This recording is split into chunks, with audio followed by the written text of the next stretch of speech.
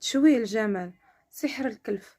اليوم انا جبت لكم واحد الطريقه باذن الله تجيب معكم نتيجه. البنات اللي مظلم لهم وجههم، اللي كيشوفوا وجههم خايب، اللي عندهم وجههم فيه الكلف ديال السحر، كيديروا وصفات وما كيجيبش لهم داكشي نتيجه نهائيا.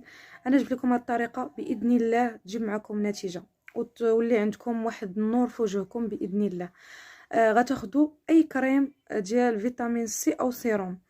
انا عندي هذا، انا كنستعمل هذا. المهم هذا هو ديال غارديين. فيتامين سي كتقراو عليه 21 مره سوره الفاتحه، كتحيدوا هاد الغطايه هذه كاملها وكتقراي 21 مره سوره الفاتحه.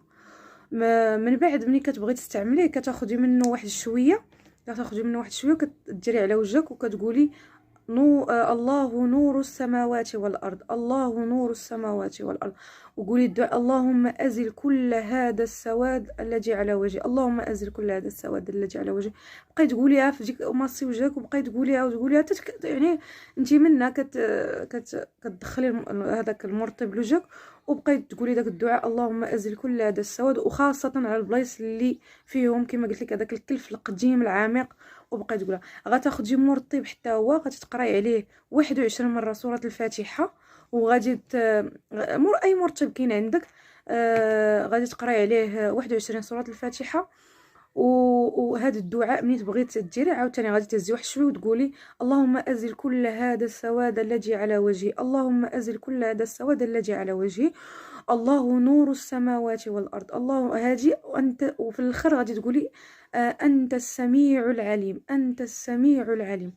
وضروري غسلي وجهك اللي عنده الكلف، ضروري غسلي وجهك بغاسل يكون غني بفيتامين سي، غني بفيتامين سي. الغسل ما تقريش فيه القران لانه غادي تغسلي في حاشاكم في الطواليت.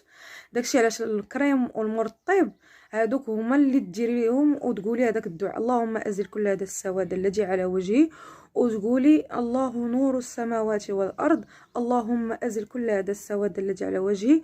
وتبقاي تقولي بسم الله وتدهني، وان شاء الله باذن الله غيكون عندك واحد النور في وجهك، وغادي تشوفيه وغيشوفوه حتى الناس اللي دارين بك.